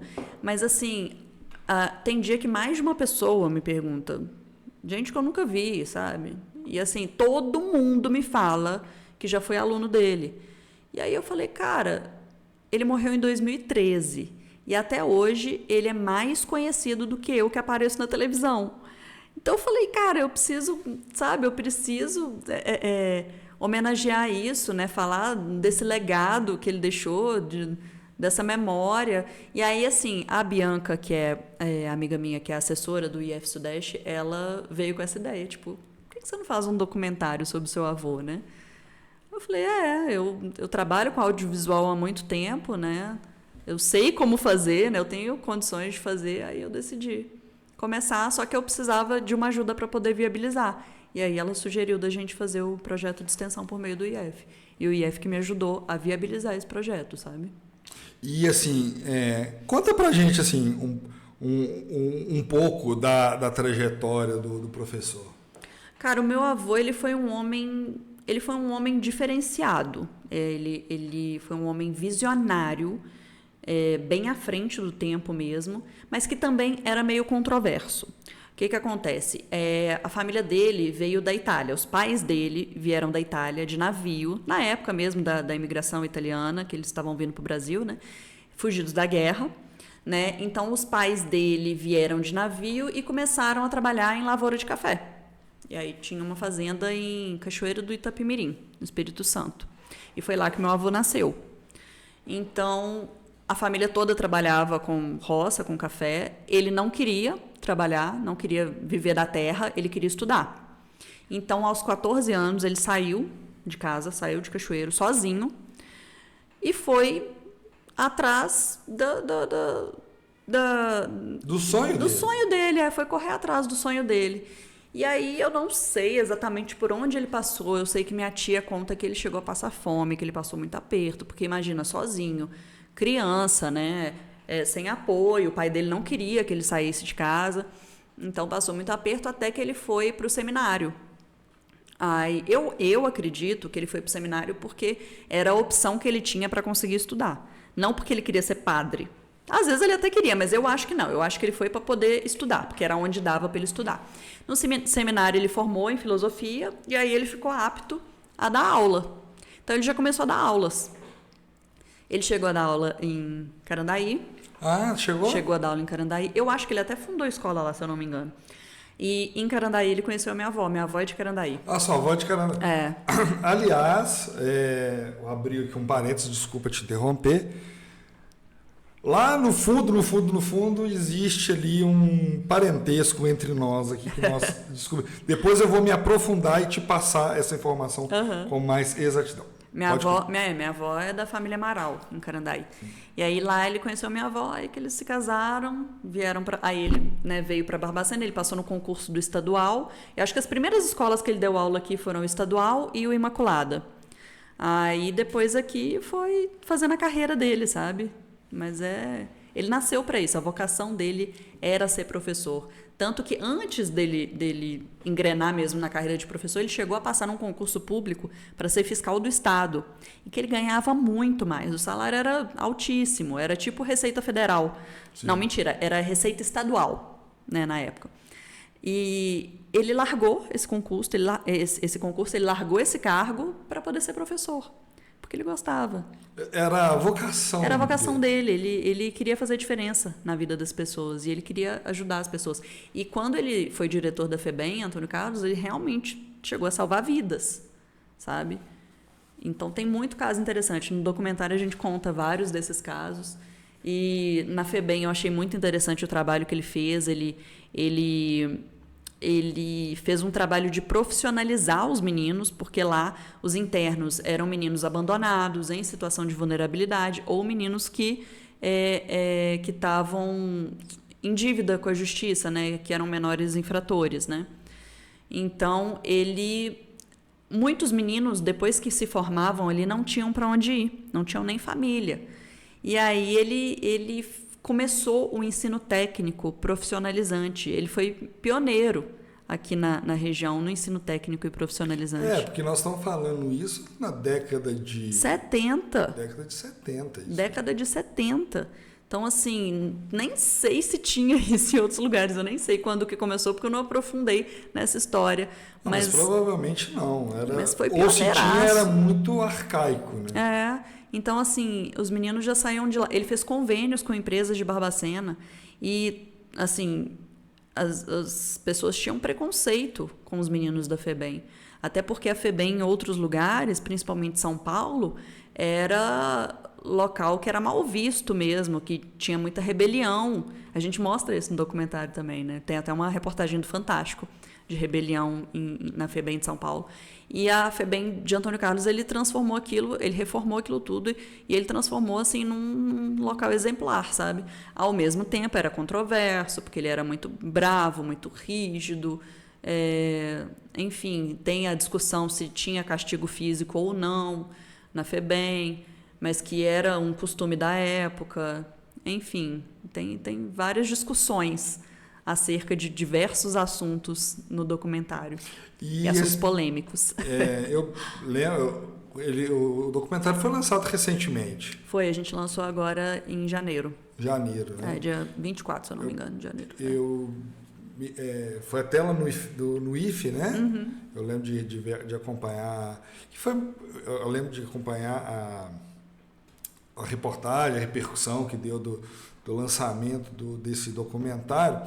E, Thaís, para quem quiser assistir esse documentário, onde que a gente consegue assistir? Ele está disponível no canal do YouTube do IF Sudeste Campus Barbacena. É só procurar no YouTube, IF Sudeste Campus Barbacena. Tá. Então está disponível lá. Ele está disponível inteiro, que deram 3 horas e pouco de documentário, ou você pode assistir ele inteiro, ou a gente disponibilizou também uma playlist que tem os capítulos separados, porque eu dividi em 4 capítulos. Né? O documentário ele foi dividido em 4 capítulos. E aí tem esses capítulos separados e tem também a palestra dele na íntegra, porque nesse documentário a gente utilizou trechos de uma palestra que meu avô deu em 2001, em Timóteo. Né? Meu pai levou ele para lá para dar uma palestra na maçonaria de lá, meu pai é maçom. E aí eu tinha 11 anos na época, eu até apareço pequenininha lá nessa filmagem. E aí, quando eu fui fazer o documentário, eu falei, pai, não tem nenhum registro, é porque eu lembrava dessa palestra, ela me marcou, né? Não tem nenhum registro daquela palestra que meu avô deu, lembra e tal. Aí ele foi fuçar, achou um VHS antigo, sabe? Que realmente foi filmada essa palestra. Então eu consegui usar trechos do meu avô falando.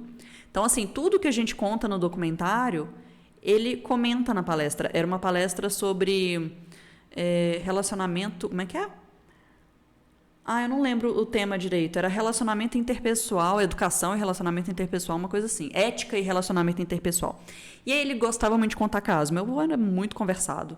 Coisa de mineiro, né? Inclusive engraçado, contava uns casos de um jeito engraçado também.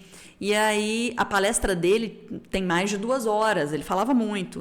E uma oratória, assim, impecável. Imagina você misturar uma oratória de padre com professor, com advogado, porque ele chegou a fazer direito também. Assim, era uma oratória impecável. Não, e assim, imagino que, porque assim, ele é de uma época onde a educação erudita, a educação era muito erudita. Ele dava aula de latim, sabe? Ele era professor de latim. Então, assim, a gente usou trechos dessa palestra ao longo de todo o documentário, porque tudo tem um comentário dele a respeito. Tipo, a gente falou da FEBEM, aí tem ele contando vários casos da FEBEM. A gente falou do colégio de aplicação, tem ele contando do colégio de aplicação. A gente falou da época que ele fez seminário, tem ele contando de seminário. Então, assim, é como se ele mesmo estivesse dando depoimento no próprio documentário dele. Ele mesmo guiou o documentário, sabe? E essa palestra a gente colocou ela na íntegra lá também, no canal do YouTube. Eu tô tentando lembrar aqui que eu me lembro quando eu estudei na Unipac, eu me formei em 2006, tinha um fulinho lá. Será que era seu avô? Não. Na ouvidoria? É. Meu avô. Era ele? É. Então eu cheguei a conversar com ele. O último lugar que ele trabalhou de cabeça branca? O último lugar que ele trabalhou foi na ouvidoria da Unipac. Eu cheguei a conversar com ele. Ele era braço direito do Andradinha. Gente, olha só. Que legal. E assim, igual você falou, né? Pela erudição que ele tinha, ele ele deve ter produzido bastante conteúdo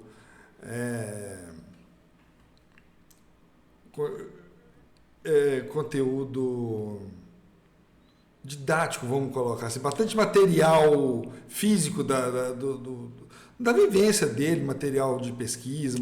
Sinceramente, no acervo da família, a gente não encontrou.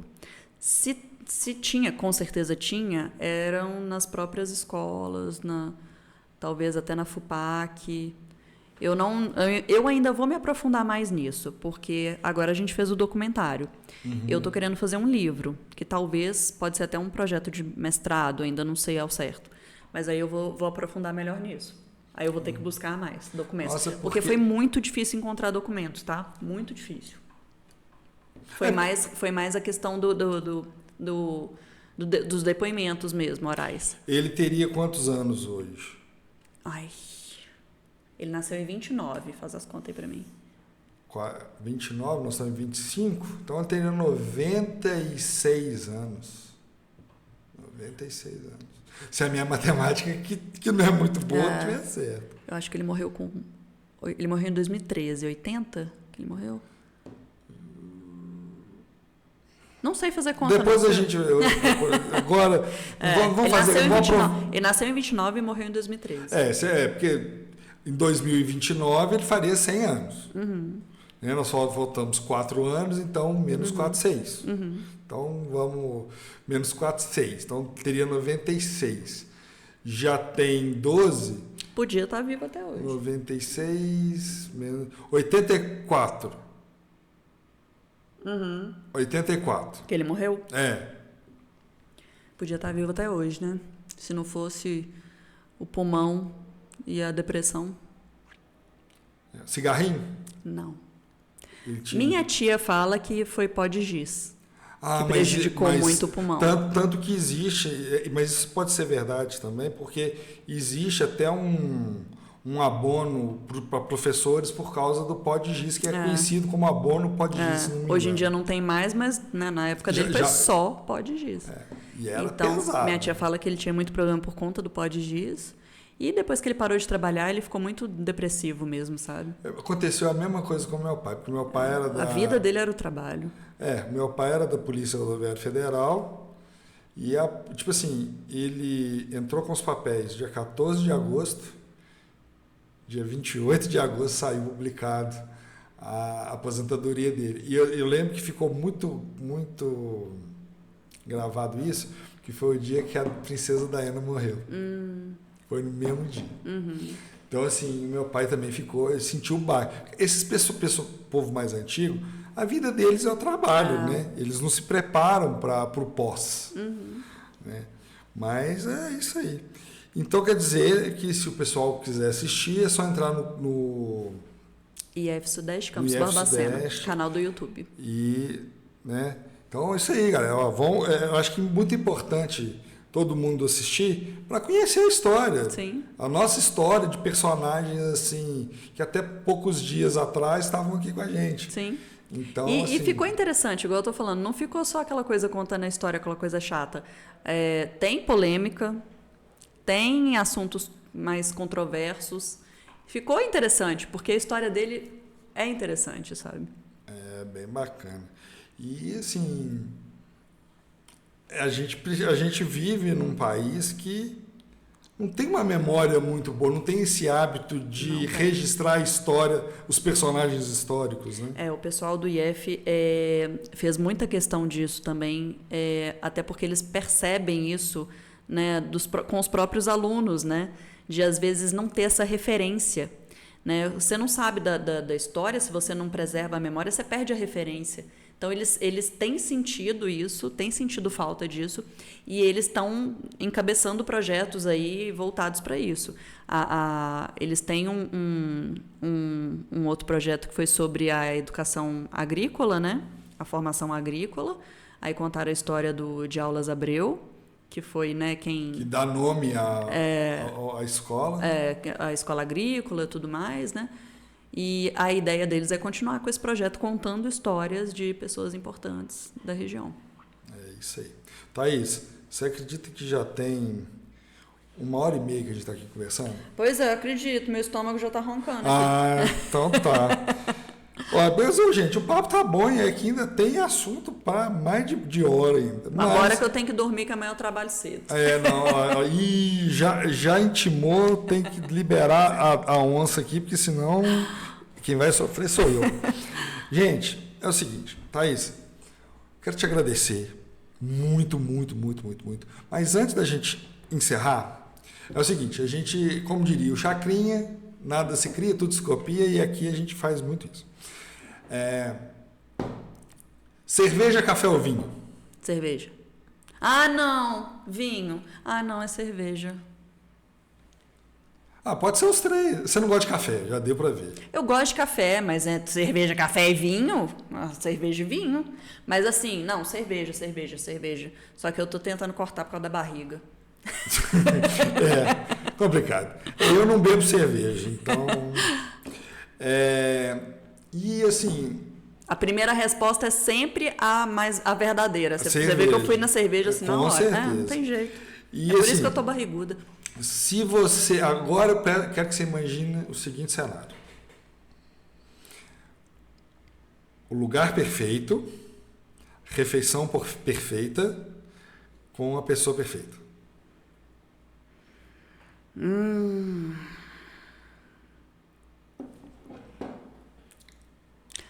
A praia. Lugar perfeito é praia, sempre praia.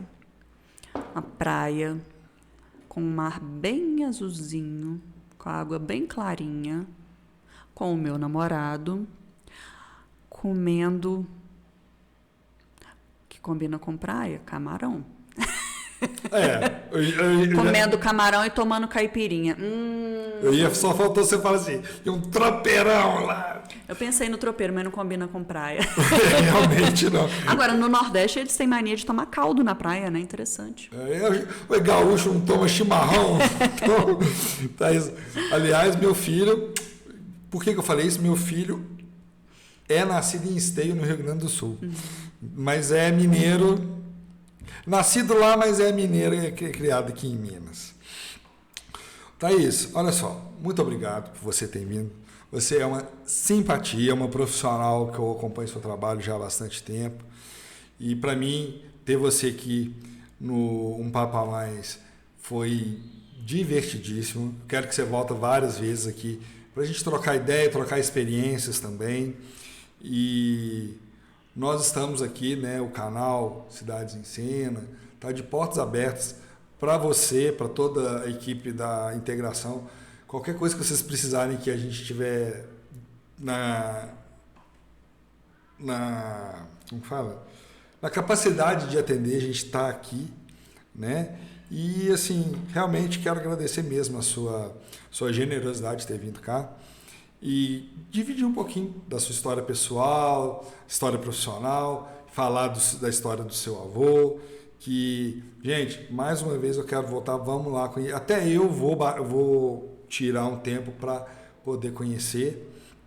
E nós estamos aqui de portas abertas mais uma vez. Obrigada. E assim, volta sempre. É só falar assim, Silvio, ó, que dia que nós vamos bater mais um papo legal?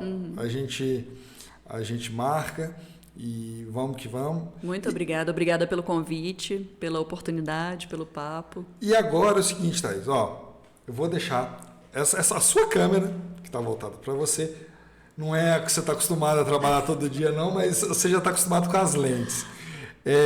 Seguinte, manda o seu recado aí e abre o coração e deixa a emoção falar. Então, uma coisa que eu estava pensando aqui agora, que eu gostaria de falar, eu fico muito feliz por estar em Barbacena, por estar nessa terra. Eu nunca imaginei que eu viria morar aqui, né, que é a terra da minha família, né, minha família de pai e de mãe, mas eu estou muito feliz por tudo que essa terra tem me proporcionado. E eu acho que era uma missão que eu tinha aqui com esse lugar, sabe? Que eu tinha que vir para cá, eu tinha que fazer tudo que eu estou fazendo aqui, eu tinha que trabalhar na comunicação aqui, que eu tinha que trazer essa visibilidade que a gente tem trazido para Barbacena, né? Dar essa visibilidade que a gente tem dado para essa cidade. E eu valorizo muito todas as experiências que eu estou tendo aqui. Eu queria agradecer. É isso aí, galera. E é isso aí, pessoal. Olha, o papo foi muito bom. Se vocês gostaram 1% do que eu gostei, então vocês gostaram demais. Porque eu gostei muito de ter a Thaís aqui, trocar essa ideia, trocar essa experiência. Ela que é uma jornalista, uma comunicadora, uma repórter de rua, que está lá, né, na notícia, né, no olho do furacão. A gente entra, né, no olho do furacão, literalmente, às vezes. Onde tá o furacão, tá todo mundo fugindo dele, a gente está indo em direção a ele. Com certeza.